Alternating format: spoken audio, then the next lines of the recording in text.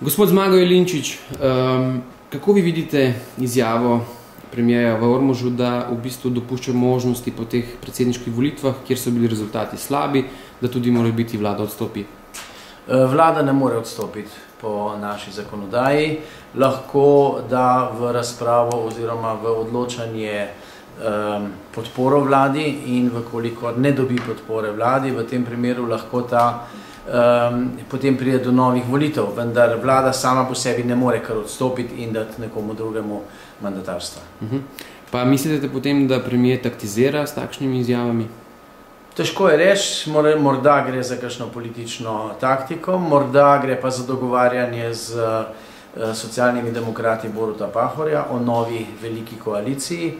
Težko je reči, ima pa probleme gospod Janša z Desusom, ki se meni z družbo, z stranko Zares, da bi stopili k njim, in pa seveda tudi za Novo Slovenijo, kjer gospod Bajuk ne dela tako, kot naj bi delal.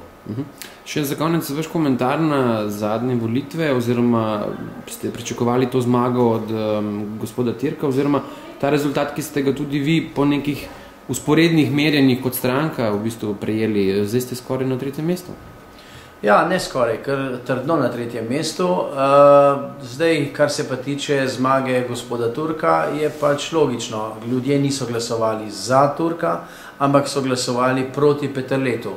In vkolikor bi imeli še eno rubriko, v katero bi lahko zapisali za nobenega od obeh kandidatov, v tem primeru bi zagotovo ta rubrika pobrala največje število glasov. Kaj pa, če bi imeli možnost oddati po svojem izboru, mislite, da bi bilo spet skoraj 20% Zmago Jelinčič?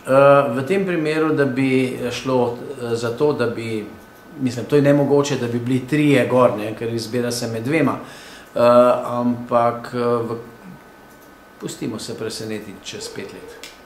Hvala. Prosim.